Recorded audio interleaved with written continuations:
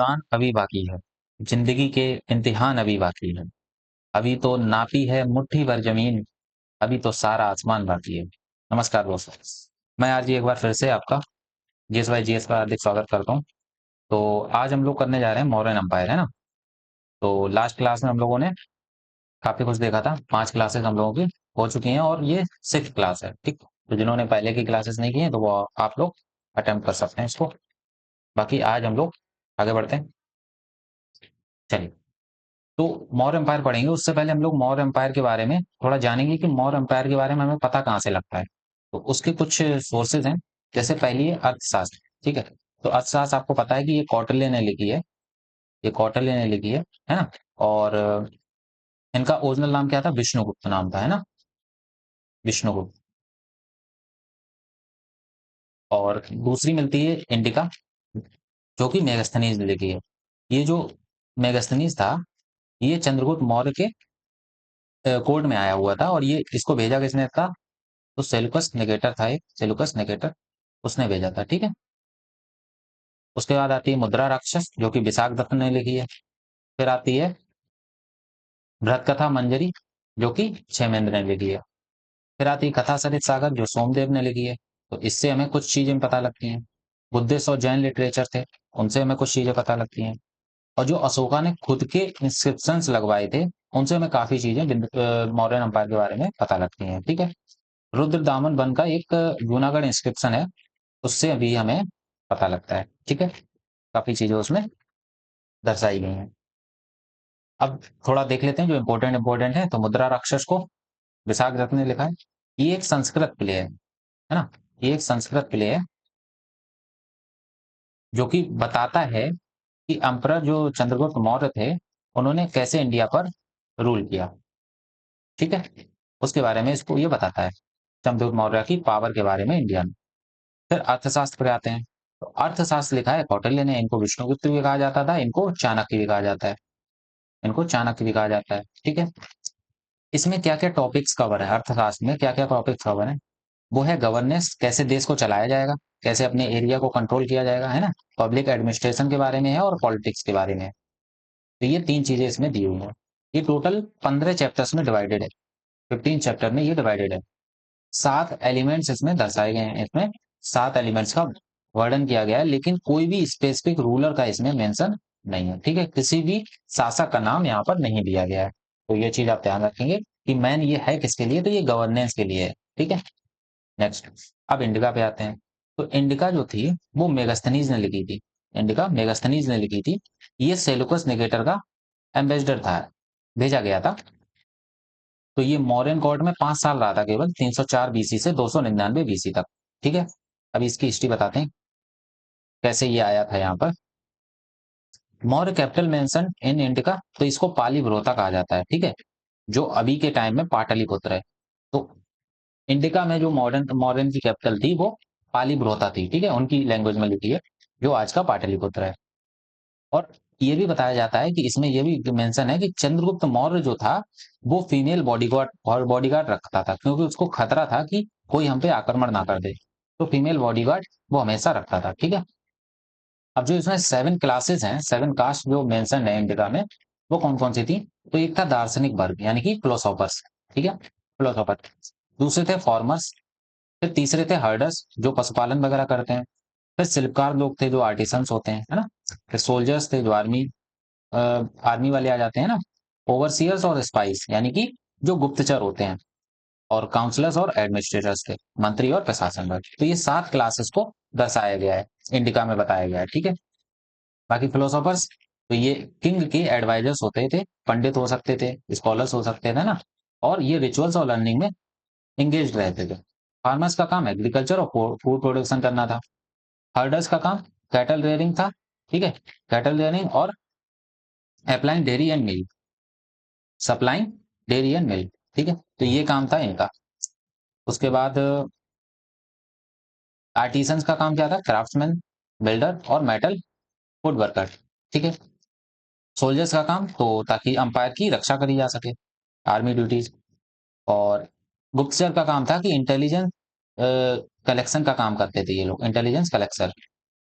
Law enforcement और administration का काम इनका था। ठीक है, बाकी मंत्रियों का काम क्या था, तो गवर्नेंस कैसे करना है, गवर्नमेंट चलाना कैसे है। ठीक है, एक राजा का क्या क्या धर्म है, क्या क्या चीजें की जरूरत है जनता को, तो वो सब चीजें इसमें ये लोग काम करते थे। रॉयल एडमिनिस्ट्रेशन, मेंटेनिंग रिकॉर्ड्स, ठीक है, सारा काम काउंसलर्स और एडमिनिस्ट्रेटर्स का होता था। ठीक है, तो ये 7 कास्ट इंडिका में मेंशन है, इनको आप याद रखिए। अब आते हैं मौर्यन डायनेस्टी पर। तो मौर्यन डायनेस्टी 322 ईस्वी में आती है, और चंद्रगुप्त मौर्य जो थे, इन्होंने 322 ईस्वी में with the help of Kautilya, Kautilya की हेल्प से, जो नंद एम्पायर का लास्ट रूलर था धनानंद, उसको गद्दी से उखाड़ फेंका था। ठीक है, और मौर्यन एम्पायर की स्थापना की थी।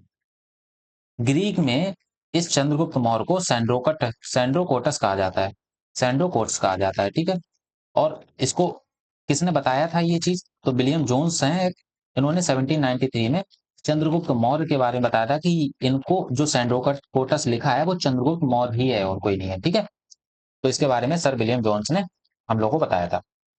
अब आते हैं सोर्सेज की, चंद्रगुप्त मौर्य की कास्ट या ओरिजिन क्या था, वो कहाँ से आया था। ठीक है, तो इनके बहुत सारे वो हैं, व्यूज हैं बहुत सारे लोगों के कि ये कौन था। कुछ लोग कहते हैं कि ये राजकीलम था, एक राजकीलम खेलते हुए जंगल में चंद्रगुप्त मौर्य से मिला था। चंद्रगुप्त मौर्य जो था वो चाणक्य से मिला था। ठीक है, तो चाणक्य ने इसको परचेज कर लिया था। उस समय कारसापन वहां की मुद्रा चलती थी, तो 1000 कारसापन में चंद्रगुप्त मौर्य को चाणक्य ने खरीद लिया था। कुछ लोग ये भी कहते हैं कि मुद्रा राक्षस में जैसा लिखा है कि चंद्रगुप्त जो था वो शूद्र कुल का था, शूद्र दानव कुल का था। ठीक है, मुद्रा राक्षस में। बुद्धिस्ट टेक्स्ट में कहते हैं कि वो क्षत्रिय था।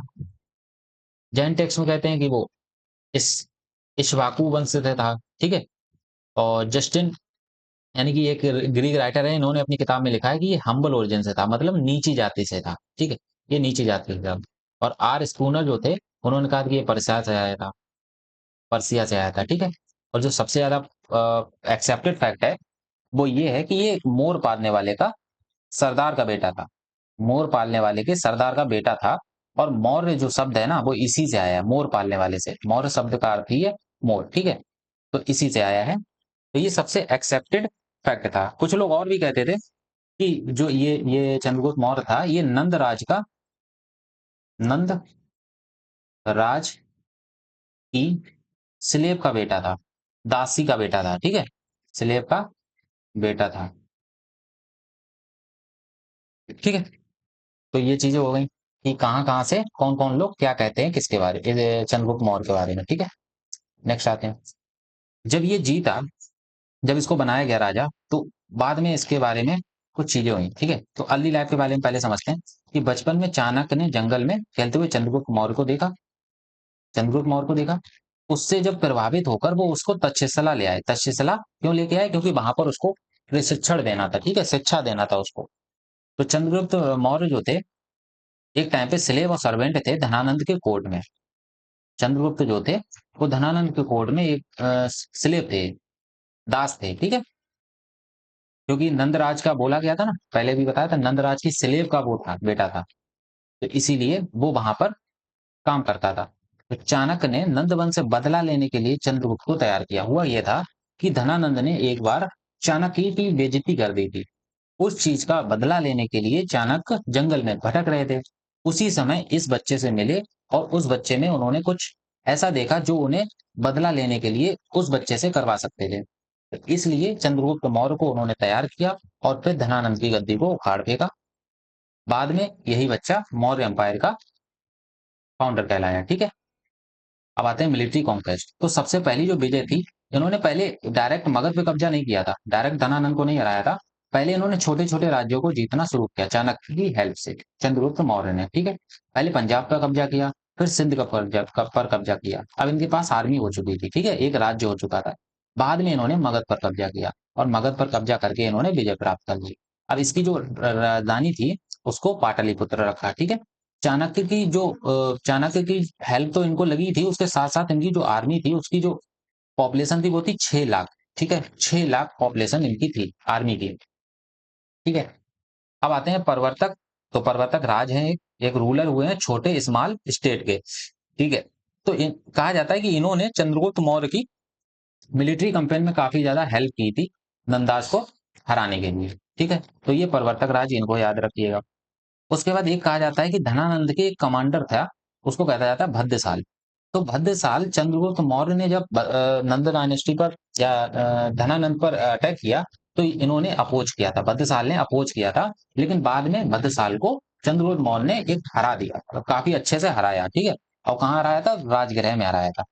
ठीक है, मेजर बैटल हुआ था चंद्रगुप्त मौर्य के साथ में, जहां पर भद्रसाल हार गए थे।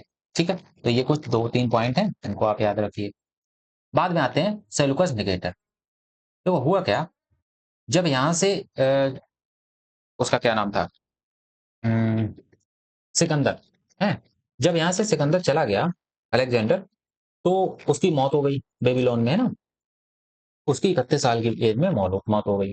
तो उसने जो गवर्नर्स बनाए हुए थे, जहां जहां वो जाता था जीतता था, और गवर्नर स्थापित कर देता था, गवर्नर बना देता था। तो उन्हीं में से एक गवर्नर था सेलुकस निकेटर। ठीक है, ग्रीक रूलर था। तो सेलुकस निकेटर और चंद्रगुप्त मौर्य का 305 बीसी में एक बैटल होता है। ठीक है, एक बैटल होता है जिसमें चंद्रगुप्त मौर्य सेलुकस निकेटर को हरा देते हैं।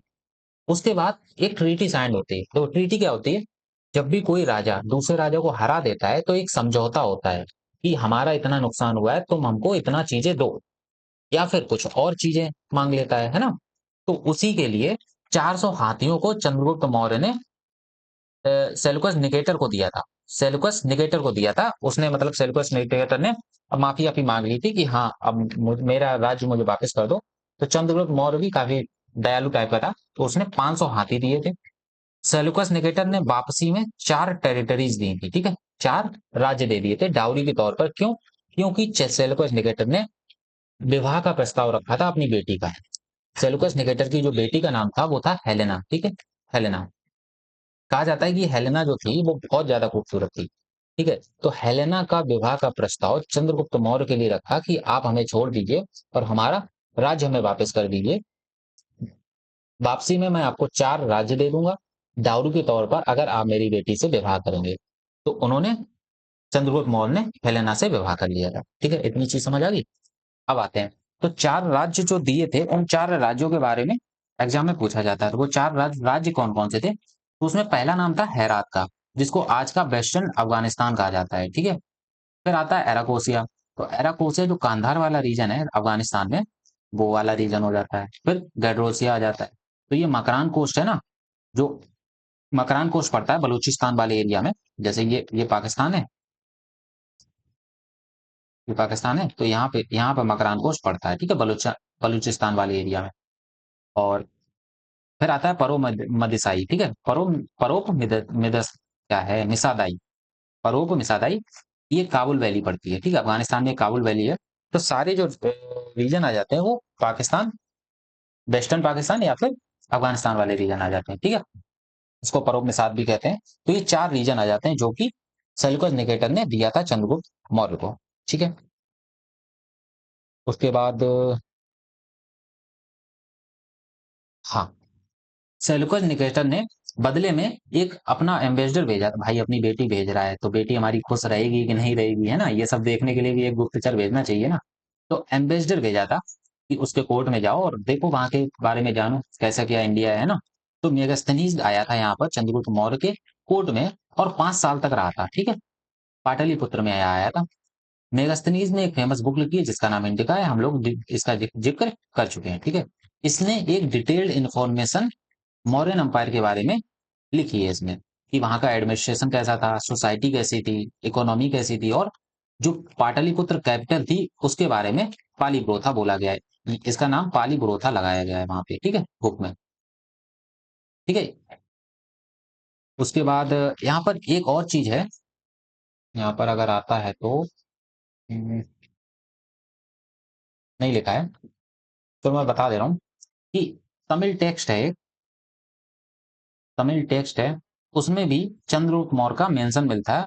और उसमें बोला जाता है इसको अहनानोर, अहनानोर। ठीक है, अहनानोर। तो इसका मतलब ये होता है कि उसने यहाँ पर भी बैटल जीते थे। He also won South India. ठीक है, उसने साउथ इंडिया में भी बैटल जीते थे, क्योंकि उसमें मेंशन मिलता है उसका। ठीक है, तो ये भी आपको समझ आ गया। अब आगे बढ़ते हैं। अब इसने जैन जैन धर्म को अपना लिया था। क्यों? क्योंकि चंद्रगुप्त मौर्य जो था, उसने अपना सिंहासन जो था वो बिंदुसार को सौंप दिया। और उसके बाद एक इसके टीचर थे, चंद्रगुप्त मौर्य के ही टीचर थे। अरे पेन कहाँ गया? हाँ, जस्ट अ सेकंड।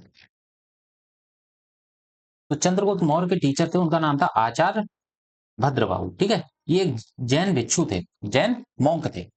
तो इन्होंने इसको दीक्षा दी, चंद्रगुप्त मौर्य को दीक्षा दी और इसको साउथ इंडिया ले गए। ठीक है, साउथ इंडिया हो सकता है इसलिए भी ऐनानूर में इसका वर्णन मिलता है। ऐनानूर के ऐनानूर उसमें नाम बताया गया है इसका, चंद्रगुप्त मौर्य का, तमिल टेक्स्ट में। ठीक है, तो इसलिए भी हो सकता है कि उसमें मेंशन मिलता हो कि एक चंद्रगुप्त मौर्य थे, साउथ नॉर्थ इंडिया के राजा थे। ठीक है, अब ये जर्नी क्यों गया, साउथ इंडिया में गया क्यों? तो ऐसा बताया जाता है कि उस टाइम पे बहुत बड़ा पैमाइन आ गया था, है ना, भीषण अकाल पड़ गया था इसके राज्य में। और भद्रबाहु जो थे इसके यहाँ पर टीचर थे इसके।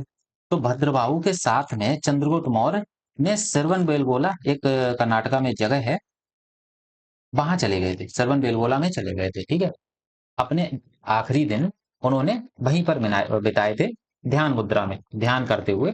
और उस हिल का नाम है चंद्रगिरी हिल। ठीक है, उस हिल का नाम क्या है? उस हिल का नाम है चंद्रगिरी हिल। ठीक है, इतना समझ आ गया? उसका नाम आता है चंद्रगिरी हिल। ठीक, अब आगे बढ़ते हैं। फिर इन्होंने क्या किया, इन्होंने संलेखना रिचुअल जो होता है, एक संलेखना होता क्या है, इसमें महीनों तक फास्ट किया जाता है। और तब तक फास्ट किया जाता है जब तक प्राण निकल ना जाए, शरीर से प्राण ना निकल जाए। तो इन्होंने संलेखना वो किया था, परफॉर्म किया था। अभी एक 2023 में एक और जैन धर्म के गुरु थे, उन्होंने भी संलेखना परफॉर्म किया था। अभी 2023 की बात है ये। ठीक है, तो प्रधानमंत्री जी ने उनको श्रद्धांजलि भी दी थी। तो संलेखना ये होता है, संलेखना क्या होता है? संलेखना बिना कुछ खाए हुए जब तक डेथ नहीं हो जाती तब तक फास्ट किया जाता है। ठीक, he died peacefully through the this practice. वो बहुत शांति पूर्वक उन्होंने अपना जो शरीर था वो त्याग दिया। ठीक है, अब इसमें कुछ फैक्ट देख लेते हैं कि इनके गुरु का नाम क्या था। तो ये कर लेते हैं। तो इनके गुरु का नाम था भद्रभाव। रिलीजन इन्होंने कौन सा अडॉप्ट किया था? तो ये जैनिज्म इन्होंने अडॉप्ट कर लिया था।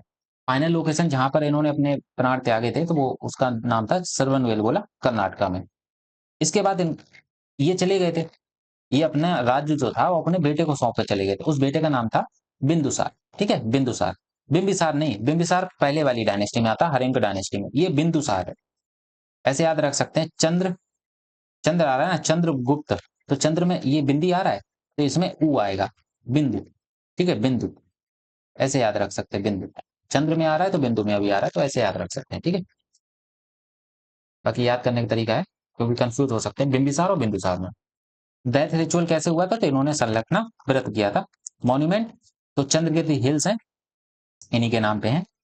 तो यहीं पर इन्होंने अपनी अंतिम सांस ली थी। ठीक, अब इनके आते हैं लोकल एडमिनिस्ट्रेशन पर। तो लोकल एडमिनिस्ट्रेशन कैसा था उसके बारे में हम लोग थोड़ा देख लेते हैं। तो सबसे पहले बात करते हैं स्मॉलेस्ट यूनिट ऑफ एडमिनिस्ट्रेशन। तो स्मॉलेस्ट यूनिट क्या थी? उसको कहा जाता था ग्राम। और ग्राम का जो हेड होता था, हेड को कहते थे ग्रामिका, हेड को ग्रामिका बोलते थे। ठीक है, उसके बाद आता था डिस्ट्रिक्ट मजिस्ट्रेट, डिस्ट्रिक्ट मजिस्ट्रेट। तो डिस्ट्रिक्ट मजिस्ट्रेट को रज्जुक कहा जाता था, रज्जुक।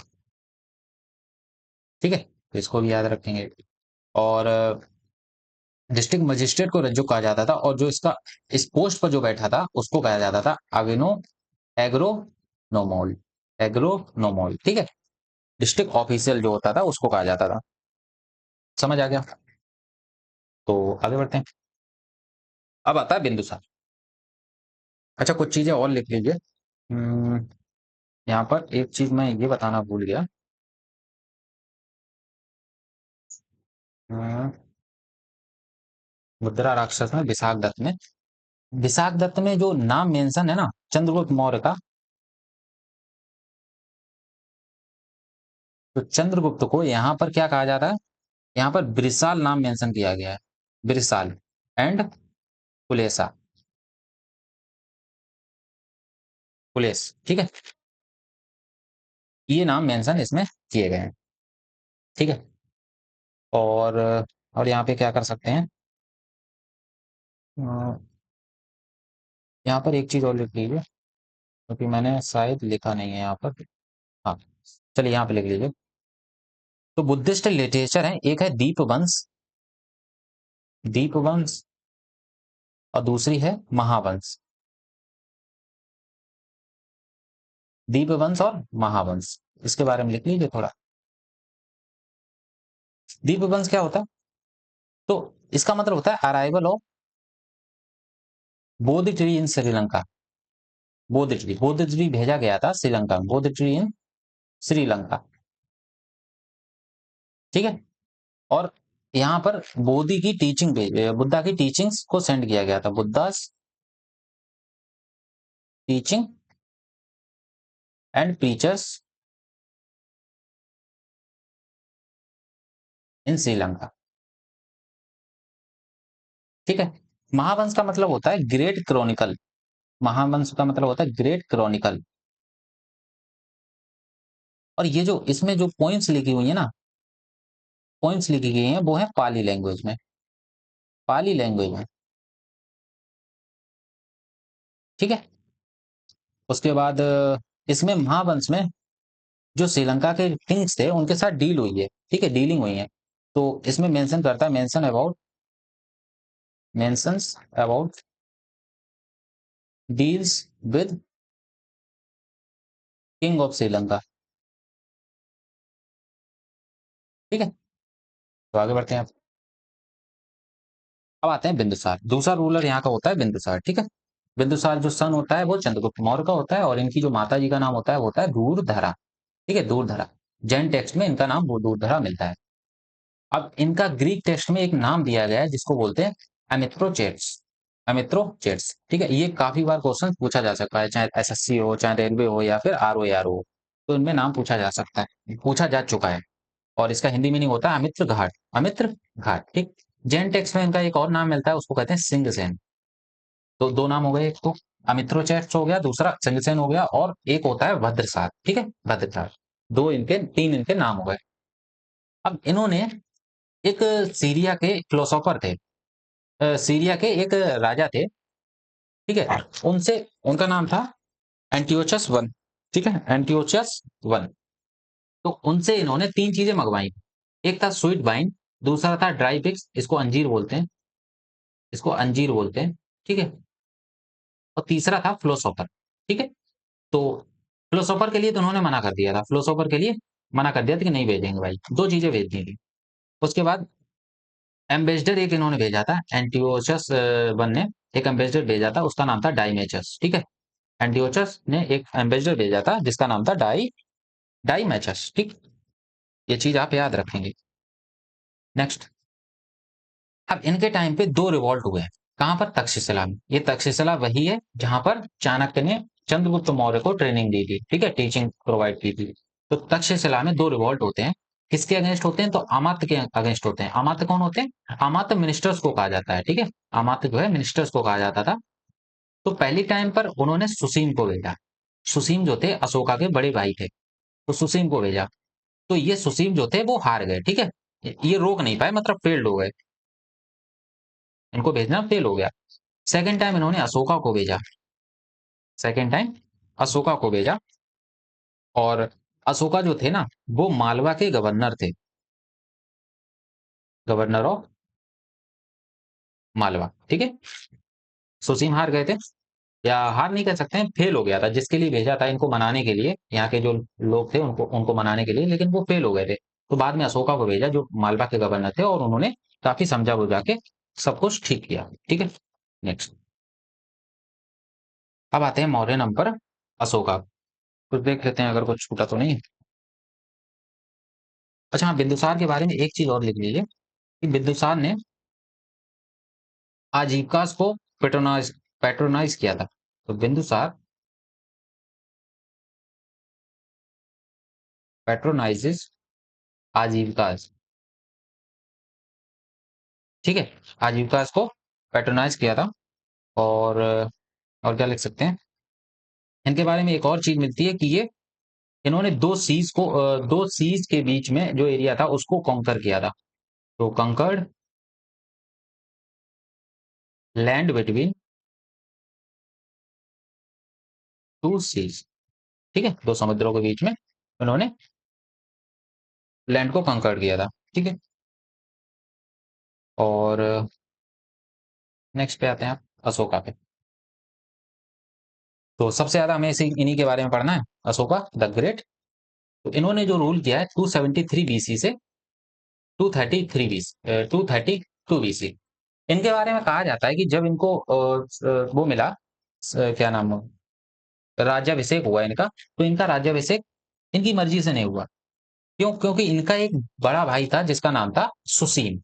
अभी बताया था ना, सुसीन को भेजा गया था कहां पर, तक्षशिला में। सुसीन नाकाम हो गए थे, तो सुसीन जो थे बड़े भाई थे। तो रियल जो हेयर थे ना उसके, मतलब रियल उत्तराधिकारी जो थे बिंदुसार के, वो सुसीन थे। लेकिन सुसीन के और अशोक के बीच में एक युद्ध होता है। उस युद्ध में सुसीन हार जाते हैं, अशोक जीत जाते हैं। ऐसा भी बोला जाता है कि उस युद्ध में अशोका ने अपने 99 भाइयों को मार दिया था। अपने 99 भाइयों को मार के अशोका ने वो अंपायर जो है अपने अंडर किया था, ठीक है। तो इनका इंस्क्रिप्शन में नाम क्या है, देवनम प्रिया दासी, ठीक है। देवनम प्रिया दासी, ये पाली लैंग्वेज में लिखा हुआ है। अच्छा, पाली लैंग्वेज और प्राकृत लैंग्वेज में आपको डिफरेंस पता है? तो चलिए बता देते हैं। तो पाली लैंग्वेज जो होती थी ना, पाली और प्राकृत, ये लैंग्वेज ऑफ ऑफिसर्स होती थी, लैंग्वेज ऑफ ऑफिसर्स। यानी कि हर कोई नहीं बोल पाता, जैसे आजकल की लैंग्वेज है इंग्लिश है, ठीक है। हमारे गांव में बड़े बुजुर्ग वगैरह नहीं बोल पाते ना, तो ये बड़े बड़े लोग ही बोल पाते हैं जो पढ़े लिखे होते हैं ना। तो पाली लैंग्वेज आम जनता की लैंग्वेज नहीं थी, जबकि प्राकृत जो लैंग्वेज थी ये आम जनता की भाषा थी, आम जनता की भाषा थी, ठीक है। इसीलिए अशोका ने जितने भी अपने इंस्क्रिप्शन बनवाए हैं ना, वो सारे प्राकृत लैंग्वेज में, क्योंकि उसे ऑफिसर्स को थोड़ी समझाना था अपनी बातें, ऑफिसर्स को नहीं समझानी थी उसे, अपनी बातें जनता को समझानी थी, ठीक है। तो इसलिए उसने प्राकृत भाषा को चुना, ठीक है। अभी आगे पढ़ेंगे उसको। कुछ अकाउंट्स में अशोक वर्धन नाम मिलता है। अब वो अकाउंट्स कौन कौन से हैं? तो मस्की इंस्क्रिप्शन है एक, गुज्जर इंस्क्रिप्शन है, निट्टूर इंस्क्रिप्शन है, उदयगोलम इंस्क्रिप्शन है और जूनागढ़ इंस्क्रिप्शन है जो कि रुद्रदामन का है। उसमें इनका नाम अशोक वर्धन मिलता है, ठीक है। अशोक वर्धन मिलता है। आगे बढ़े। मदर का नेम इनका काफी मतलब काफी नाम मिलते हैं इनके मदर के। तो सबसे पहला नाम मिलता है वो धर्मा मिलता है, जो बुद्धिस्ट टेक्स्ट में है, और बुद्धिस्ट टेक्स्ट में भी बोधि वंश है, ठीक है, बोधि वंश। पसादिका मिलता है दिव्य वादना में, ठीक है, दिव्य वादन में इनका नाम, इनकी मदर का नाम पदासिका मिलता है। उसके बाद शुभद्रांगी इनका अब्दन मेल माला में मिलता है, अब्दान मेला माला में, ठीक है। और ये सबसे ज्यादा एक्सेप्टेड है। इसी को मानते हैं कि इनकी जो माता थी उनका नाम था सुभाद्रंगी, ठीक। स्मिथ की एक वर्क है, स्मिथ वर्क आल्सो कॉल्ड सुभाद्रंगी। तो एक स्मिथ ने एक किताब लिखी, उसमें भी इनका नाम सुभाद्रंगी मिलता है, इसलिए इसको ज्यादा एक्सेप्ट किया जाता है, ठीक है। इतना समझ आ गया? अब इसको देखिए, एक मिनट रुकिए मैं पानी पी लूं।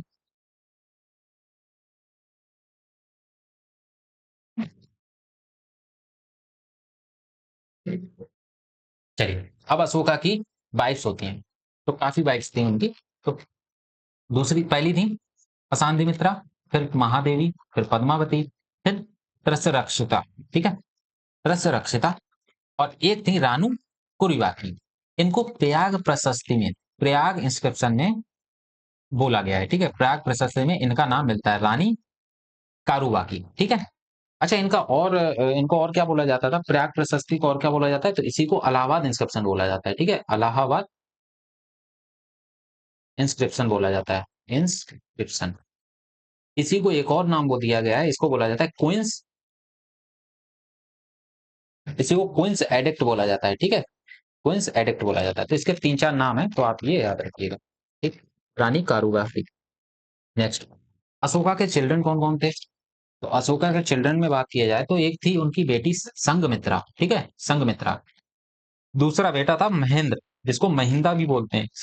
तो इन दोनों को श्रीलंका भेजा था, श्रीलंका।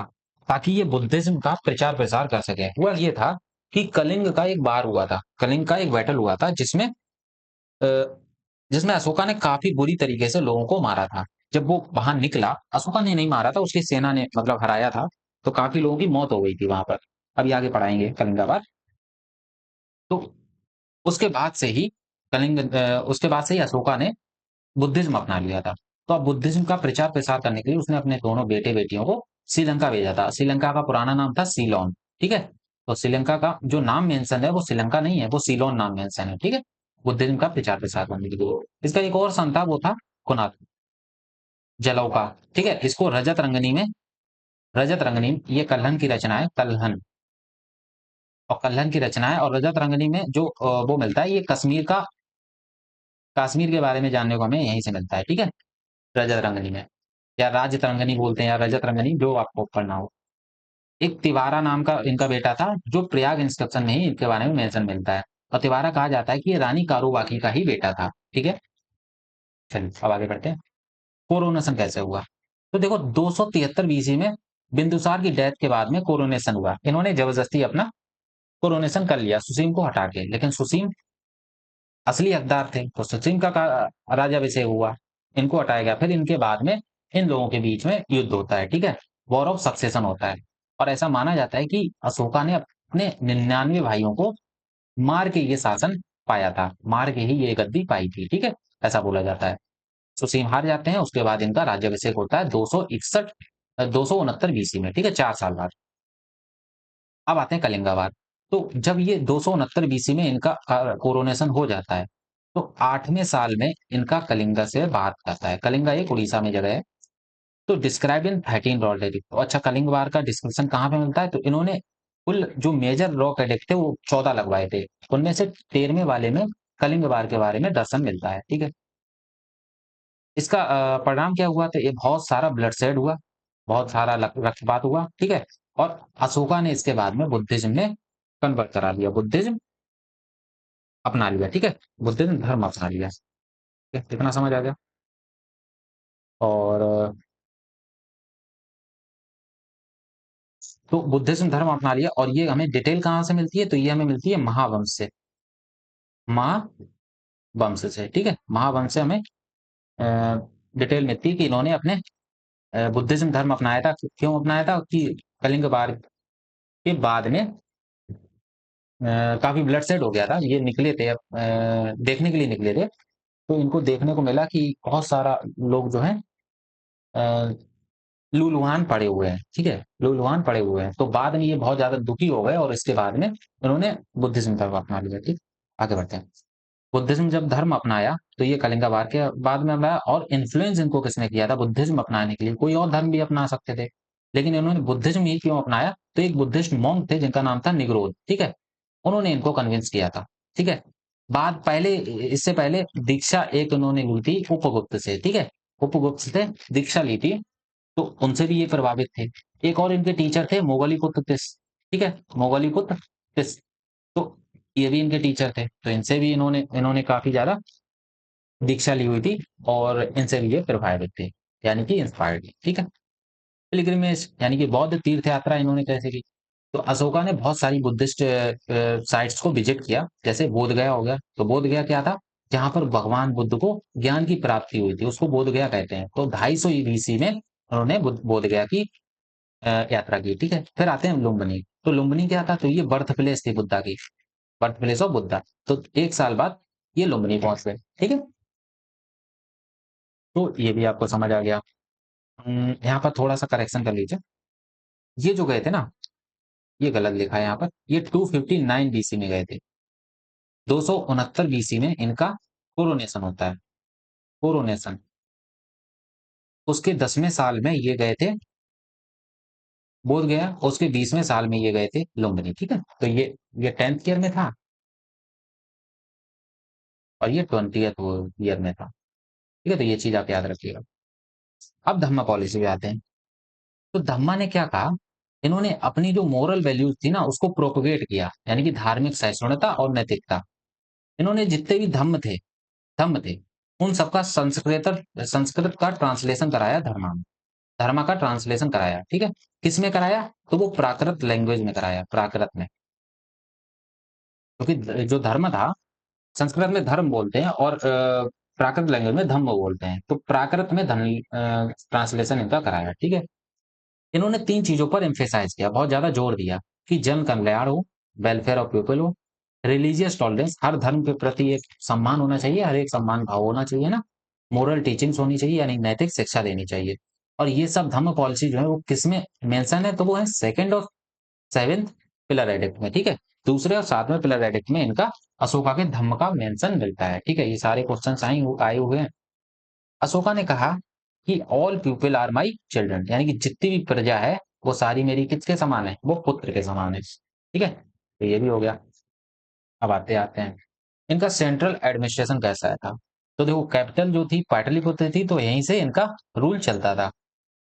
किंग किसकी हेल्प से रूल करता था? वो मिनिस्टर की हेल्प से रूल करता था। अथॉरिटी जो थी वो सारी की सारी राजा के हाथ में थी, एम्परर के हाथ में थी, ठीक है। काउंसिल ऑफ मिनिस्टर को क्या कहा जाता था? पहले चेक कर लो।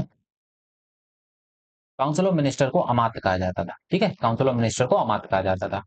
और जो मिनिस्टर का सिलेक्शन जो होता था ना, वो एक टेस्ट पास होने के बाद होता था। कितना बढ़िया है ना। आज के मिनिस्टर या आज के जो हमारे जनप्रतिनिधि जो चुने जाते हैं, वो इलेक्शन के बाद चुने जाते हैं ना, तो उस टाइम पर भी एक सिलेक्शन प्रोसीजर होता था, एक टेस्ट पास किया जाता था, उस टेस्ट को कहते थे उपाध, ठीक है। उपाध।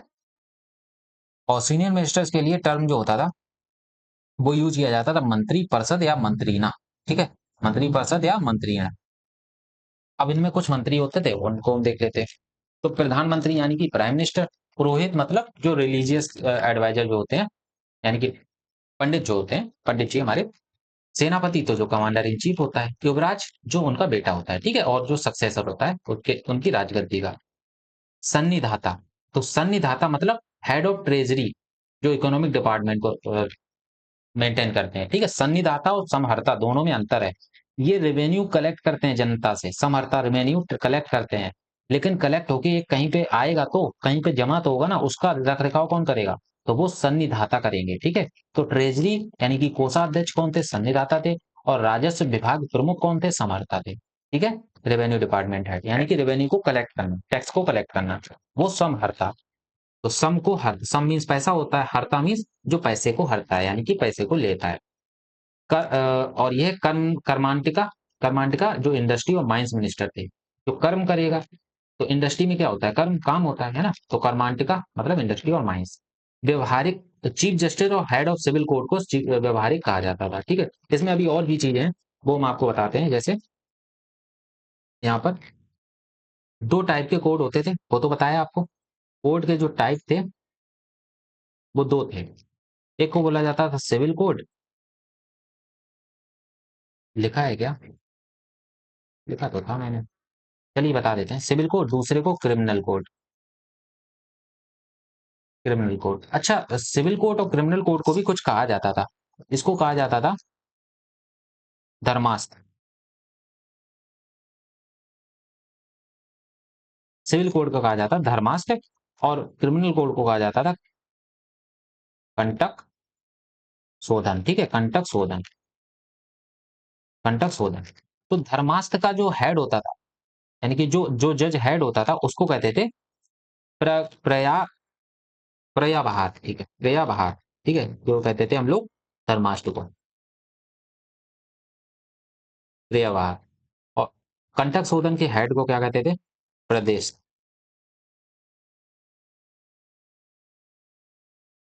प्रदेश। और कोर्ट के नॉर्मल हेड को वैसे क्या कहते थे? कोर्ट के नॉर्मल हेड को व्यवहार, व्यवहारिक, ठीक है, व्यवहारिक, ठीक है। तो ये चीज समझ आ गई। अच्छा, इसमें कुछ और चीजें हैं कि जैसे केस चोरी और जैसे चोरी हो गई, केस रिलेटेड टू थेफ्ट, यानी कि चोरी, डकैती और रोबरी, और रोबरी, इससे रिलेटेड जितने भी केस आते थे उनको कहा जाता था सहाज, उनको कहा जाता है सहाज, ठीक है। और cases related to, case related to, related to bad language, bad language, defamation, किसी की अगर तुमने बेइज्जती कर दी, ठीक है, और असॉल्ट, असॉल्ट। तो इससे रिलेटेड जितने भी केस आते थे वो आते थे, उनको कहा जाता था दंड पुरुष, दंड पारुष। ठीक है, तो ये चीज आप याद रखिए, दंड पारुष। नेक्स्ट बात है, अब प्रोविंशियल एडमिनिस्ट्रेशन कैसा था? तो इसमें प्रोविंशियल प्रोविंसेस को जो कहा जाता था वो चक्र कहा जाता था, प्रोविंसेस को चक्र कहा जाता था, ठीक है। हाँ, प्रोविंसेस को, आ गया पेन पेन पेन पेन, इधर, प्रोविंसेस को चक्र कहा जाता था। तो इसमें 5 मेजर प्रोविंसेस थे अशोका के टाइम पे। वो कौन-कौन से थे? तो एक को कहा जाता था उत्तर पथ। देखो तक्षशिला नॉर्थ में है ना, नॉर्थ वेस्टर्न पार्ट में है, तो उत्तर पथ इसको बोला जाता था। दक्षिण पथ तो सुवर्णगिरी की हिल्स होती है ना, सुवर्णगिरी, सुवर्णगिरी को दक्षिणापात, ये साउथ में पड़ता है। अवंती को उज्जैन कैपिटल थी इसकी। प्राची, प्राची या फिर ईस्टर्न, तो ईस्टर्न मतलब इस साइड में, ईस्टर्न में कौन रूल करता था? ईस्टर्न में आपके कैपिटल हुआ करती थी, यानी कि पाटलिपुत्र। और कलिंग तोसाली हो गया, ये आ गया साउथ ईस्ट में, ठीक है। कलिंग की राजधानी होती है वो तोसाली, ठीक है। उत्तर पथ की राजधानी तक्षशिला, दक्षिण पथ की सुवर्णगिरी, अवंती की उज्जैन, प्राची और ईस्टर्न की पाटलिपुत्र और कलिंग की तोसाली, ठीक है। तो 5 ये मेजर प्रोविंसेस हुआ करते थे उस टाइम पर, ठीक है। चलिए, सौराष्ट्र रीजन। तो सौराष्ट्र रीजन में एक राजा हुआ है। उस राजा नहीं बोलेंगे, गवर्नर बोलेंगे, ठीक है। सौराष्ट्र रीजन में एक गवर्नर था चंद्रगुप्त मौर्य का, जो था पुष्यगुप्त वैश्य, ठीक है। पुष्यगुप्त वैश्य था, ये गवर्नर हुआ करता था। ये किसके रेन में था? ये चंद्रगुप्त मौर्य के रेन में था। तो इन्होंने एक डैम बनवाया था, उस डैम का नाम था सुदर्शन लेक। सुदर्शन लेक पर एक डैम बनवाया था, और उस लेक का नाम था सुदर्शन लेक, ठीक है, ताकि वहां के लोगों को, वहां के किसानों को इरिगेशन की समस्या ना हो, ठीक है। तो सुदर्शन लेक बनवाई थी। सुदर्शन लेक के बारे में हमें पता कहाँ चलता है? तो ये जूनागढ़ इंस्क्रिप्शन से हमें पता लगता है।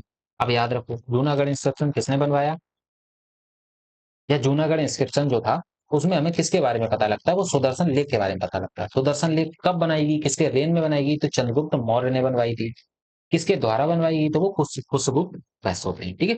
तो ये चीज याद होगी। अब आते हैं जुडिशल, अच्छा यहाँ पे लिखा था सिविल कोड। तो सिविल कोड को क्या बोला जाता था? सिविल कोड के जो जज होता था उसको क्या बोला जाता था? उसको बोला जाता था धर्मास्त्र, ठीक है। उसको बोला जाता धर्मास्त्र। और इसके हेड को क्या बोला जाता? इसके हेड को बोला जाता प्रविहार, प्रयवहार, ठीक है। और क्रिमिनल कोड को क्या बोला जाता था? तो ये बोला जाता था कंटक शोधन, कंटक शोधन। और इनके हेड को क्या बोला जाता था? प्रदेश, ठीक है। तो ये चीज लिखी हुई है। और चीफ जस्टिस को व्यवहारिक, जो कोर्ट में जजेस तो और भी होते हैं ना, उन जजेस को बोला जाता है प्रविहार, इनके जजेस को बोला जाता है प्रदेश, लेकिन जो चीफ जस्टिस होता है उसको व्यवहारिक बोला जाता था, ठीक। कॉइन्स और करेंसी का चीज, तो एक पन्ना ऑफिशियल कॉइन चलता था इनके यहाँ। तो एक पान का मतलब 3.6 ग्राम ऑफ सिल्वर, ठीक है। और गोल्ड कॉइन जिसको निस्क बोला गया, निस्क, ठीक। निस्क बाद में ये कनिष्क आ जाएगा। कनिष्क ने भी बहुत ज्यादा, पोस्ट मॉडर्न एज में हम लोग पढ़ेंगे, सबसे ज्यादा जो गोल्ड कॉइन चलाए थे, गोल्ड कॉइन्स करेंसी के फॉर्म में, वो सबसे ज्यादा कनिष्क नहीं चलाए थे। लेकिन गोल्ड कॉइन चलाने की जो प्रथा थी, वो बिम करके एक राजा था, उन्होंने चलाई थी, ठीक है। कनिष्क के ही फादर थे शायद, बिम कैडपस, बिम कैडपस थे। तो उन्होंने चलाया था सबसे, गोल्ड कॉइन की शुरुआत इंडिया में उन्होंने ही की थी, ठीक, ज्यादा मात्रा में। अब आते हैं टैक्स सिस्टम। तो मौर्य एम्पायर में टैक्स सिस्टम, तो इसकी इंफॉर्मेशन हमें कहाँ से मिली? तो ये अर्थशास्त्र है कौटिल्य की, और मेगस्थनीज की indica. Head of revenue department, revenue मतलब टैक्स कलेक्ट करना, टैक्स कलेक्ट करना मतलब समर्था, ठीक है। मेन टाइप ऑफ टैक्स क्या होते हैं? तो एक बाली होता था, दूसरा भाग होता था। तो बाली और भाग, बाली जो होता था वो रिलीजियस टैक्स होता था, और भाग जो होता था वो लैंड टैक्स होता था। ये 1/6 देना पड़ता था, यानी कि अगर तुम्हारा 6, अगर 6 किलो तुम्हारा अगर धान हुआ है, तो 1 किलो तुम्हें राजा को देना पड़ेगा, उसको भाग बोलते हैं। एक बोला जाता था कर, जो कि रॉयल टैक्स होता था, मतलब रहते हो तो, हमारे राज्य में रह रहे हो तो उसको एक रॉयल टैक्स देना पड़ेगा, वो उसको कहा जाता था कर, ठीक है। उसको क्या कहा जाता था? उसको कहा जाता था कर। और कुछ तो नहीं रह गया, देख लेते हैं एक बार। हम्म, हाँ, इसमें एक चीज और लिख लीजिएगा, कि इरिगेशन टैक्स भी देना होता था। तो इरिगेशन टैक्स को क्या बोलते थे? तो इरिगेशन टैक्स को बोला जाता था उदाक भाग, ठीक है, उदक भाग, ठीक है। और जो कल्टीवेशन विदाउट रेन की वजह से होता था उसको कहा कहा जाता था, उसको कहा जाता था अदेब मात्रिक। तो यहाँ पे लिख लीजिए, cultivation was done without rain, without rain. तो इसको कहा जाता था अदेब मात्रिक लैंड, ठीक है, इस लैंड को कहा जाता है अदेब मात्रिक लैंड, ठीक है। अच्छा, एक चीज और है, जो स्टेट के लैंड को मैनेज करता था, मैनेज द स्टेट लैंड, राज्य के जमीन को जो मैनेज करता था उसको कहा जाता था सीता अध्यक्ष, सीता अध्यक्ष, ठीक है। सीता का मतलब ही होता है कि जो किंग के जो जितने भी खेत है ना उनसे जो इनकम हो रही है उसको सीता बोला जाता है। सीता माता जमीन से पैदा हुई थी ना, जमीन से घड़े में मिली थी, तो इसीलिए सीता को जो जमीन राजा की होती है उसको बोला जाता है सीता अध्यक्ष, ठीक है।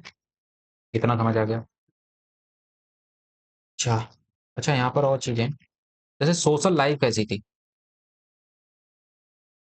सोशल लाइफ के बारे में थोड़ा जान लेते हैं कि यहाँ की सोशल लाइफ कैसी थी।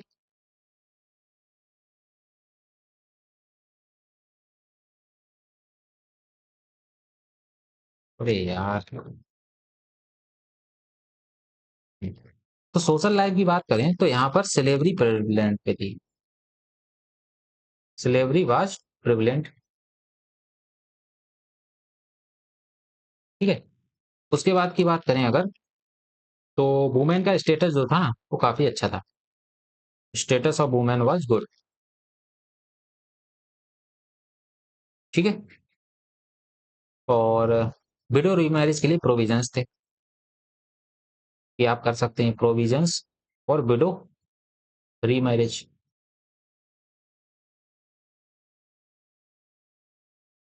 विडो रीमैरिज, ठीक है। और क्या कर सकते हैं यहाँ से, और जो वुमेन घर पे रहती थी, हमेशा घर पे रहती थी, वुमेन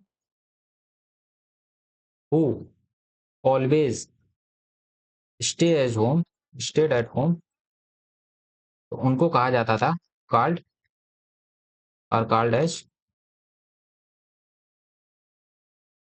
अनिष्कासनी, अनिष्कासनी, तो उनको अनिष्कासनी कहा जाता था, ठीक है। ठीक है, तो इतना आपको समझ आ गया। अब आगे बढ़ते हैं हम लोग।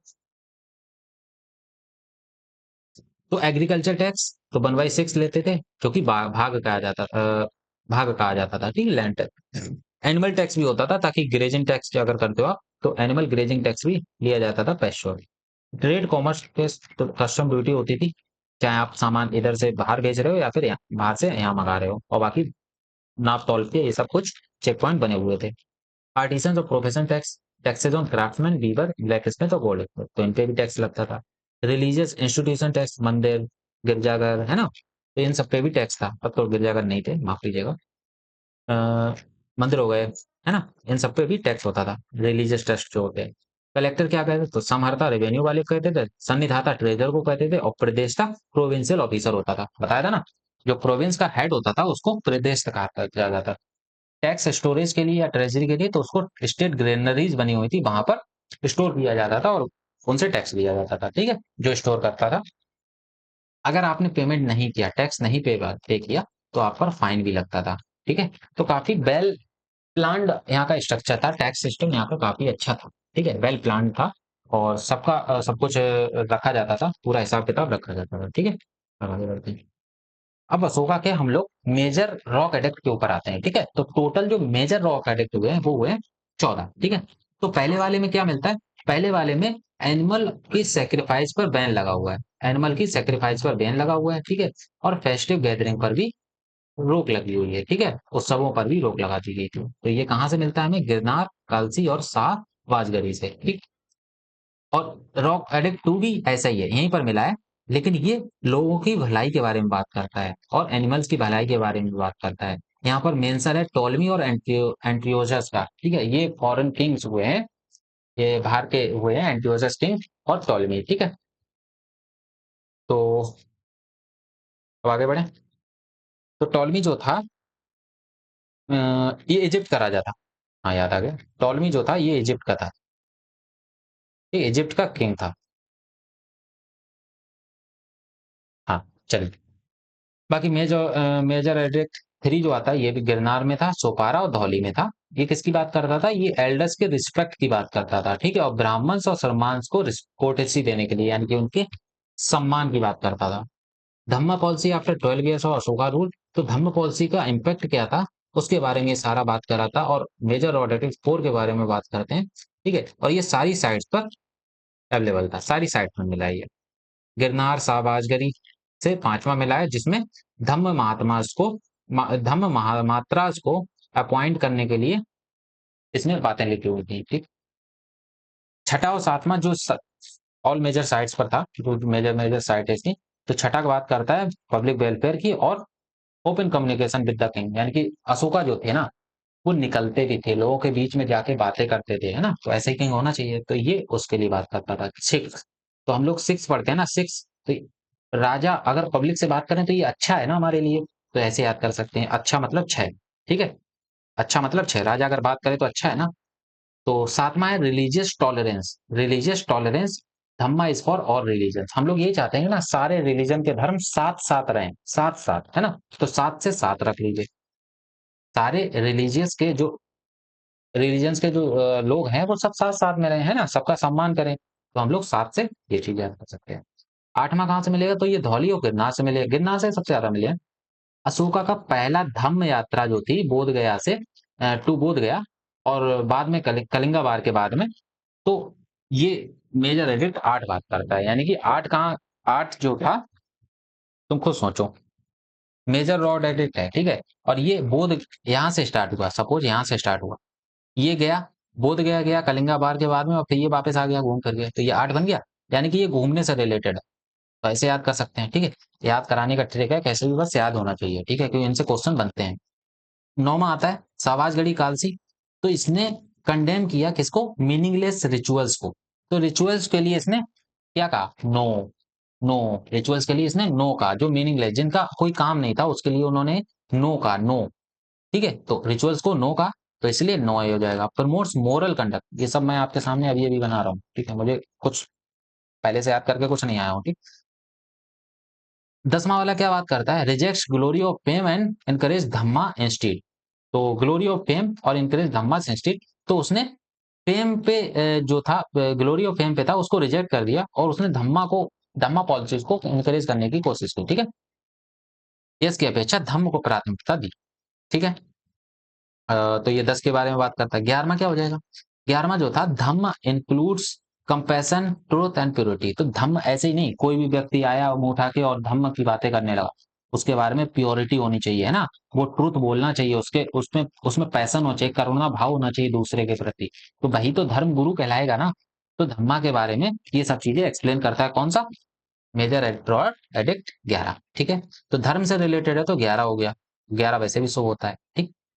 12वां क्या हो जाएगा? तो रिलीजियस हार्मनी, पीस की बात करता है, म्यूचुअल रिस्पेक्ट की बात करता है, ठीक है, तो धर्मों के प्रति शांति होनी चाहिए और म्यूचुअल रिस्पेक्ट होनी चाहिए, तो 12 एक दो दो एक, एक दो दो एक, ठीक है, ऐसे।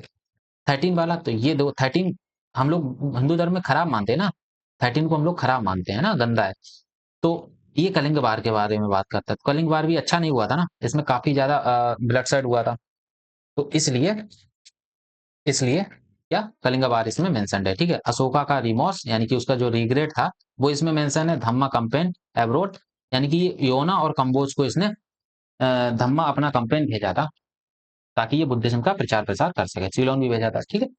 14वां क्या कहता है? तो 14वां जो था वो सारे रॉक एडिक्ट के बारे में समरी प्रोवाइड करता है, समरी ऑफ ऑल एडिक्ट्स, और local version issued in different language, जितने भी लोकल वर्जन थे डिफरेंट लैंग्वेजेस में, उनमें सारे एडिक्ट्स को छपवाता है, ठीक है। नेक्स्ट चले।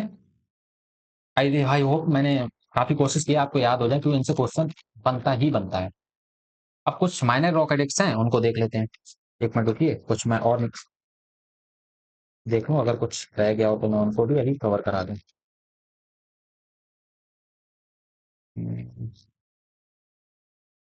और तो कुछ है नहीं इसमें।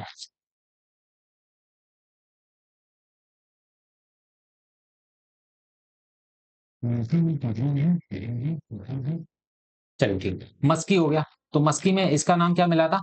अशोक वर्धन मिला था ना। गुज्जर में भी अशोक वर्धन मिला था, ब्रह्मगिरी में भी, और नित्तूर में भी इनका नाम अशोक वर्धन मिला था। तो ये मस्की कहाँ है? मस्की कर्नाटका में है। मास्क कौन लगाता है? जो नाटक करता है। तो मास्क कौन लगाता है? नाटक करने वाला मास्क लगाता है। तो मस्की कर्नाटका में हो गया, ठीक है। ये पहला माइनर रॉक एडिक्ट है जो अशोका का पर्सनल नेम देवनम प्रिया को बताता है, ठीक है। इसमें देखो अशोक वर्धन भी लिखा हुआ है और देवनम प्रिया भी लिखा हुआ है, ठीक है। देवनम प्रिया, अशोक। गुज्जर कहाँ है? गुज्जर जो है मध्य प्रदेश में है। देखो गुजरात मध्य प्रदेश लगे हुए हैं ना, थोड़ी दूर पे हैं, थोड़ी दूर पे हैं। गुजरात और मध्य प्रदेश, गुज्जर मध्य प्रदेश, मतलब सेम सेम पे है। इधर गुजरात, इधर मध्य प्रदेश, ठीक। तो सिमिलर माइनर एडिक्ट है मस्की, मस्की की तरह ही है ये। ब्रह्मगिरी कहाँ है? तो ब्रह्मगिरी की पहाड़ियां भी कर्नाटक में है। इसी को चित्रदुर्ग कहा जाता है, जहां पर चित्रदुर्ग कहा जाता है, यहाँ पर ब्रह्मगिरी, यहाँ पर बहुत सारी क्या क्या बोलते हैं उसको, जो केव्स हैं, केव्स में काफी ज्यादा पेंटिंग्स बनी हुई है यहाँ पर, ठीक है। Contains minor rock edict promoting dhamma, ठीक है। तो धम्मा को ये प्रमोट कर रहा है और अशोका की एडवाइस है पब्लिक से, ठीक है। नित्तूर वाला, नित्तूर भी कर्नाटक में है। Minor rock edict with reference to Ashoka personal name, ठीक है। अशोक वर्धन एंड डेवनम करिए, ठीक है। इतना समझ आ गया। एक और अगर आप लिखना चाहें तो ये लिख सकते हैं, उदय गोलम, उदय गोलम सिस्टम, ठीक है, ठीक है। बाकी जूनागढ़ इंस्ट्रक्शन तो रुद्ररामन का है। और क्या लिख सकते हैं यहाँ से? तो हाँ, एक चीज और लिख लीजिए यहाँ पर और है, जैसे मारे रॉक एडिक्ट बन है ये, ठीक है। तो ये मस्की कर्नाटका में, गुर्जर, नेतूर, उदयगोलम, ये सारे बन है, ये पहले लगाए गए थे। तो इसमें अशोका का पर्सनल नेम मेंशन किया गया है, ठीक है। माइनर रॉक एडिक्ट टू कौन सा है? तो यही लोकेशन पे लगा हुआ है और इसमें धम्म के बारे में बात की गई। भाबरू एडिक्ट, तो ये बैरात में है। भाबरू एडिक्ट, भाबरू एडिक्ट जो है वो बैरात में है, राजस्थान में। इसमें बात किया गया है कि अशोका क्या डीप फेथ बुद्धिज्म में और बुद्धिस्ट टेक्स्ट में। रोमिन दई जो ये नेपाल में है ना, ये बर्थ प्लेस है। लुम्बिनी जो है बर्थ प्लेस ऑफ बुद्धास। तो वहां पर इन्होंने लगवाया था अशोका ने रुमिन देई, ठीक है। निगाली सागर इंस्क्रिप्शन ये भी नेपाल में ही। तो निगाली सागर नेपाल में, रुमिन देई नेपाल में, ठीक है। ये कनिष्क के स्तूप के विस्तार का उल्लेख करता है, ठीक है। कनिष्क कनिष्क जो था वो भी बुद्धा का प्रचारक था। तो उसके बारे में इसमें उल्लेख किया गया है निगाली सागर इंस्क्रिप्शन में, ठीक है। Lumbini as Buddha's birthplace exempted from tax, तो यानी कि लुम्बिनी पर टैक्स नहीं लगाया गया था किसी भी तरीके का। इसको भी आप याद रखेंगे, ये बहुत बड़ा पॉइंट है, ठीक है। बहुत बड़ा पॉइंट है कि ये लुम्बिनी को टैक्स फ्री रखा गया था by the Ashoka. Replace Lumbini as Buddha's birthplace exempted from tax, ठीक है। अच्छा, ये जो लैंग्वेज यहाँ पर थी उसको लिख लीजिए। तो यहाँ पर पहले मैं बता देता हूँ, पहले एक चीज और लिखिए। जो मेजर जो थे वो थे 14, ठीक है। माइनर रॉक एडिक्ट जो थे वो 13 थे, ये चीज मैंने बता दी, ठीक है। सॉरी 15 थे, माइनर रॉक एडिक्ट 15 थे। अब इनमें से सबसे पहले जो पढ़ा गया, फर्स्ट डेसिफर्ड वाई, इसको किसने पढ़ा था? तो ये थे जेम्स प्रिंसिप, जेम्स प्रिंसिप। कब पढ़ा था इन्होंने? तो 1838 में, 1800, हाँ 1837 में पढ़ा था, ठीक है। 1837 में पढ़ा था, समझ आ गया। और क्या कर सकते हैं? मेजर रॉक एडिक्ट में जो 15 हैं, इसको हटाओ, इसको यहाँ लिखो, माइनर 15 है, ठीक है।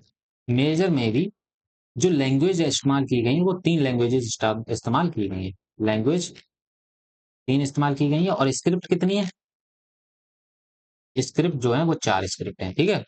जैसे ब्राह्मणी हो गई, खरोष्टी हो गई। तो सबसे बड़ी जो स्क्रिप्ट इस्तेमाल की गई है, यानी कि मेजर स्क्रिप्ट कौन सी थी? वो थी ब्राह्मणी, ठीक है। लैंग्वेज जो सबसे ज्यादा यूज की गई थी वो थी प्राकृत, प्राकृत लैंग्वेज। ताकि ये जनता की लैंग्वेज थी ना, जनता, आम जनता समझ पाए, तभी तो बात होगी, तभी तो उसके इंस्क्रिप्शन लगाने को कोई फायदा भी होगा।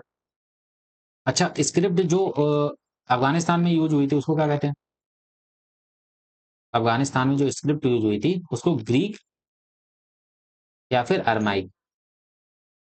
तो एक स्क्रिप्ट ये हो गई, दो ये हो गई, तीन हो गई। अब आते हैं north western part of India में कौन सी यूज हुई थी, तो वो खरोष्टी हुई थी। North western part of India, तो इसमें खरोष्टी। ठीक है। अब देखो इसको मार्क कर देते हैं ताकि जो नोट से पढ़े। जैसे मेजर स्क्रिप्ट, एक तो ब्राह्मणी हो गई, हमने चार बताई ना। दूसरी ग्रीक हो गई, तीसरी अरमाइक हो गई, और चौथी खरोष्टी हो गई। ठीक है, चार हो गई। और लैंग्वेज में तीन आ गई, एक तो प्राकृत आ गई, पाली आ गई। ठीक है। और एक श्रीलंका की लैंग्वेज थी, वो आ गई। ठीक है। और क्या लिख सकते हैं यहाँ पर? हम्म, बाकी तो और तो कुछ हम लोग रॉक एडिक्ट और देख लेते हैं। जैसे ये हो गए। हम्म, एक पिलर एडिक्ट भी लिख लेते हैं। जैसे पिलर एडिक्ट हुए हैं कुछ। जैसे मैं पेज ऐड कर लेता हूँ।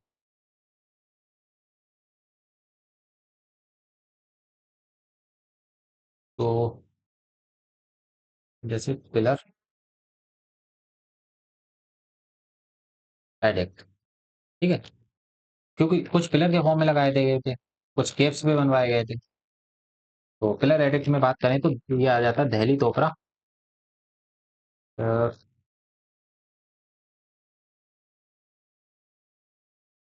Delhi तोपरा pillar addict. ठीक है। और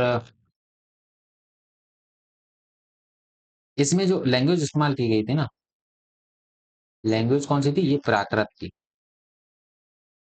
ठीक है। और स्क्रिप्ट जो इस्तेमाल हुई थी वो एक ही हुई थी, वो उसका नाम था ब्राह्मणी स्क्रिप्ट। ब्राह्मणी स्क्रिप्ट। ठीक है। तोपरा है कहाँ? तो तोपरा जो है हरियाणा में है। ठीक है, एट प्रेजेंट हरियाणा में। और और एक लिख लीजिए, लौरिया। लौरिया। ठीक है। लौरिया, ये अरेराज बिहार में है। ठीक है, बिहार में। रामपुरा, तो यहाँ से आपको मिला है, बुल मिला है, बुल फाउंड। ठीक है। उसके बाद हम लोग और बराबर हिल केव्स। बराबर हिल केव्स से भी इसके इंस्क्रिप्शंस मिले हैं। ठीक है। बराबर हिल कहाँ है? बराबर हिल्स बिहार में है। ठीक है। और लामस ऋषि केव्स, लोमस ऋषि केव्स, ये कहाँ पे है? तो ये भी बिहार में है। इसको सही से लिख लीजिए, नहीं तो जो पीडीएफ से पढ़ेगा तो उसको दिक्कत हो जाएगी। लोमस ऋषि केव्स बिहार में है। नागार्जुनी केव्स भी बिहार में है। ज्यादातर बिहार में ही है। नागा अर्जुनी केव्स, ये भी बिहार में है। और नागा अर्जुनी केव जो थी ना, ये इसको बनाया किसने था? तो बिल्ट बाई दशरथ मौर्य। और दशरथ मौर्य था कौन? तो ये अशोका का ग्रैंड सन था। Grand son of Ashoka. ठीक है, ये चीज याद रखेंगे। बाकी और तो हो ही गए हैं ज्यादातर। अब हम लोग कुछ और चीजें देखते हैं। जैसे सारनाथ का एक इंस्क्रिप्शन है। ठीक है। तो इसको नेशनल एम्बलम जो था वो डिक्लेयर किया गया था 24 जनवरी 1950 को। ठीक है, इंडिया ने अडॉप्ट किया इसको। इसमें ऊपर के साइड में जो है ना, एक, दो, तीन और एक इसके पीछे, तो चार लाइन है इसमें। ठीक है, चार लाइन है। और ये देख रहे हो आप, ये गोल गोल, ये हिस्सा, तो यहाँ पर कुछ दर्शाया गया है। देखो इसमें क्या क्या है। तो इसमें एलिफेंट है, हॉर्स है, ऑक्स है और लाइन है। ठीक है, तो चार चीजें इसमें है। ठीक है, चार जानवरों को दर्शाया गया है। इसको क्या बोलते हैं? तो ये व्हील है। ठीक है, ये व्हील है, समय का पहिया चलता है। और इस पूरे एरिया को क्या बोलते हैं? इस पूरे एरिया को अवेकस बोलते हैं। ठीक है। ये इन्वर्टेड एक लोकस लोटस नीचे लगा हुआ है, उल्टा लोटस लगा हुआ है। ठीक है, तो ये सारनाथ का स्तंभ हो जाता है। और तो यहाँ पर कुछ नहीं। अच्छा, यहाँ पर कुछ चीजें और लिख लीजिए, जैसे कॉइन्स के बारे में लिख लीजिए। यहाँ पर कॉइन्स जो चलते थे उनके बारे में लिख लीजिए, ठीक है, फिर हम लोग डिक्लाइन पे पढ़ेंगे। तो यहाँ पर सिल्वर कॉइन जो चलते थे उनको करसापन कहा जाता था। सिल्वर कॉइन्स, इनको करसापन कहा जाता था। और 1000 करसापन में ही चंद्रगुप्त मौर्य को खरीदा गया था बाई द चाणक्य, ठीक है, करसापन। और जो कॉपर कॉइन चलते थे उनको काकनी कहा जाता था। कॉपर कॉइन्स को काकनी कहा जाता था। तो इनसे क्वेश्चन बनते हैं, इसलिए मैंने इसको लिखा देते हैं। स्टेट की जो करेंसी होती थी उसको कहा जाता था पना या पान, ठीक है। और जो रुपए को एग्जामिन करते थे, जो कॉइन्स को एग्जामिन करते थे, कॉइन्स एग्जामिन्ड बाई,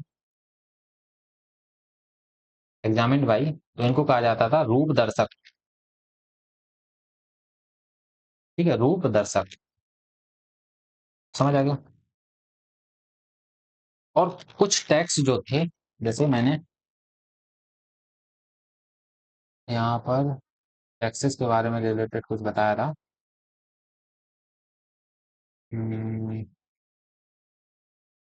यहीं पर लिख लो, टैक्सेस के बारे में लिख लो। जो दो तरीके के टैक्स और होते थे, अभ्यंतर, दूसरा होता था आदित्य। अभ्यंतर और आदित्य। तो ये जो अ, ये फीस लगती थी, अभ्यंतर एक फीस होती थी, ताकि आप अगर अपने घर में कर रहे हो, अपने टेरिटरी में अगर कोई बिजनेस कर रहा हो तो उस पर टैक्स लेना पड़ता था। Fee on doing business, in the capital, ठीक है। और आदित्य क्या होता था, तो ये फॉरेन गुड्स का टैक्स लगता था, ठीक है। टैक्स ऑन फॉरेन गुड्स, ठीक है। तो ये चीज आप लिख लीजिए। बाकी अब हम लोग आगे बढ़ते हैं। अब हम लोग डिक्लाइन पे बढ़ते हैं, ठीक है।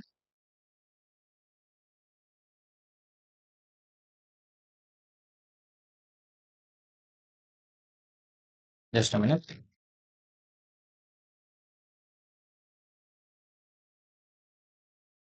हाँ, डिक्लाइन कैसे हुआ, तो सक्सेसर जो अशोका के थे वो काफी ज्यादा वीक सक्सेसर थे, ठीक है। जैसे सन ऑफ कुणाल हो गया, कुणाल, ठीक है, सन ऑफ अशोका हो गया कुणाल।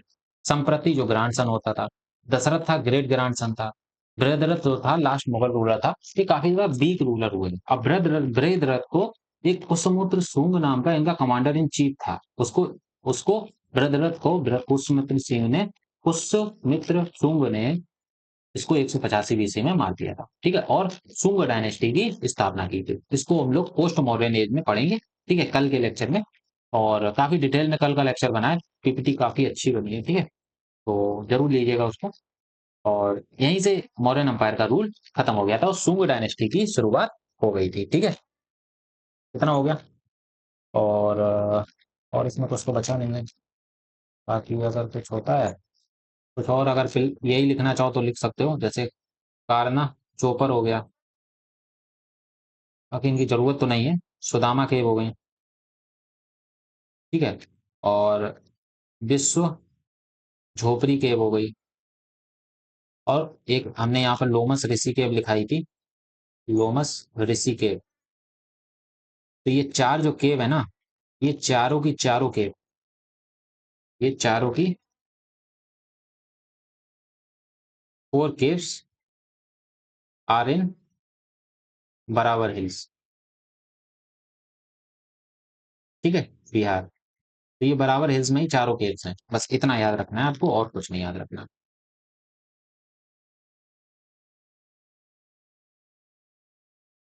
इसको मैं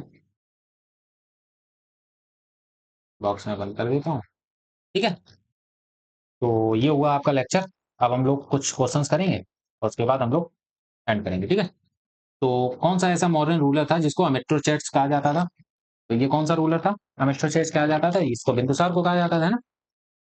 सेकेंड मॉडर्न रूलर था। नेक्स्ट कौन सा एडिक्ट है जो अशोका को डिस्क्राइब करता है, कलिंग वार। कलिंग वार गंदा है ना, और हम लोग फाइटिंग को ही शुभ नहीं मानते, अशुभ मानते हैं ना। कौन सा ग्रीक एम्बेसडर था जो चंद्रगुप्त मौर्य के दरबार में आया था? तो ये सेलुकस निकेटर ने भेजा था किसको? मेगास्थनीज को। ठीक है, बाकी और क्या कर सकते हैं? चल नेक्स्ट देखते हैं। Which officer was in charge of revenue collection in Mauryan? देखो, रेवेन्यू को कलेक्ट करना समहरता। सन्नी था ये ट्रेजरर था। ठीक है, बाकी और यहाँ से क्या देख सकते हैं? हम्म, प्रदेश कौन था? प्रदेश तो ये कंटक शोधन का, कंटक शोधन कंटक शोधन का हेड हुआ करता था ना, कंटक शोधन कोर्ट का हुआ हेड, हेड को बोला जाता था। ठीक है, क्या प्रदेश? ये और कंटक शोधन किसे बोलते थे? कंटक शोधन किसको बोलते थे? ये क्रिमिनल कोर्ट को बोलते थे, क्रिमिनल कोर्ट को बोलते थे। ठीक है, समझ आ गया? चलिए आगे। कौन सा मॉडर्न रूलर था जो बुद्धिज्म अपना लिया था कलिंगवाद? तो ये Ashoka the great. Next, official language क्या थी अशोका की? इंस्क्रिप्शन थी। तो ये प्राकृत थी, कॉमन लैंग्वेज में अगर लिखेंगे तभी तो लोगों को समझ में आएगा। कौन सा इंस्क्रिप्शन था जो अशोका की Lumbini as Buddha's birth place के बारे में इंस्क्रिप्ट करता है? तो ये कौन सा था? रोमिन दई, है ना, रोमिन दई। और यहाँ पर इसने नो टैक्स पॉलिसी थी, यहाँ पर no tax policy at Lumbini, यानी कि लुम्बिनी पर कोई टैक्स नहीं लगाया जाता था ये। नेक्स्ट, सुदर्शन लेक जो बना था मॉडर्न एरा में, वो उसको किसने बनाया था? उसको पुष्यगुप्त ने बनाया था, और चंद्रगुप्त मौर्य रेन था। चंद्रगुप्त मौर्य का रेन था। ठीक है, during Chandragupta Maurya reign, Chandragupta reign. Next आते हैं, which officer were responsible for the royal treasury? तो ट्रेजरी के लिए यानी कि राजकोष का अधिकारी यानी कि कोषाध्यक्ष कौन था? तो वो सन्निदाता था। ठीक है, which title that Ashoka use in his inscription? तो प्रियदासी देवनम प्रिया। ठीक है, नेक्स्ट, कितनी क्लासेस थी मॉडर्न डायनेस्टी में अकॉर्डिंग टू मेगास्थनीज इंडिका? तो इसमें 7 कास्टेस थी, कास्ट थी और क्लास, कास्ट बोले या फिर क्लासेस बोले तो 7 थी। ठीक है, rock edict of Ashoka were first discovered by him? तो James Prinsep 1837। Next, which province had Taxila as its capital during its Mauryan empire? तो तक्षशिला नॉर्थ में ना, तो ये आ जाएगा उत्तर प्रदेश। ठीक है, उत्तर प्रदेश आ गया। अवंती किसकी थी? अवंती की राजधानी कौन सी? या अवंती किसकी राजधानी थी? ये उज्जैन की थी, उज्जैन ना। और यहाँ पर क्या देख सकते हैं हम लोग? Just a minute.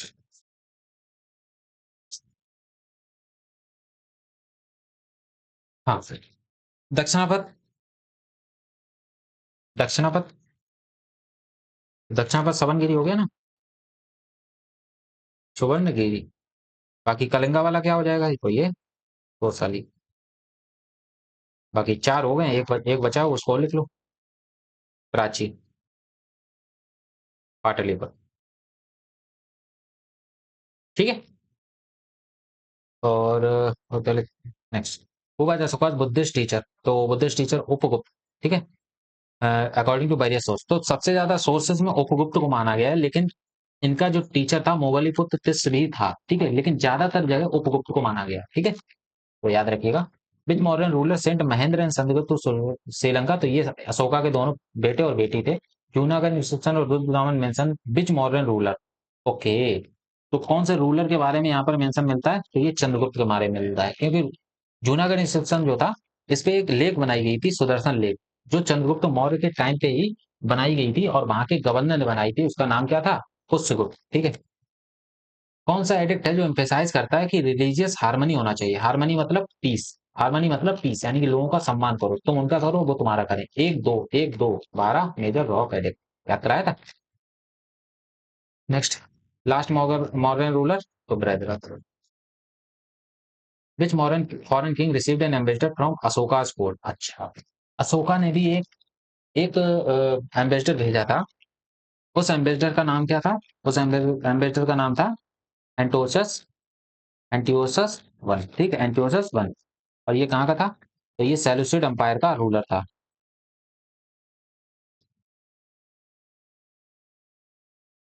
Seleucid umpire का रूलर था, ठीक है भाई। मेगास्थनीज वाला, मेगास्थनीज के जो राजा थे वो कौन थे?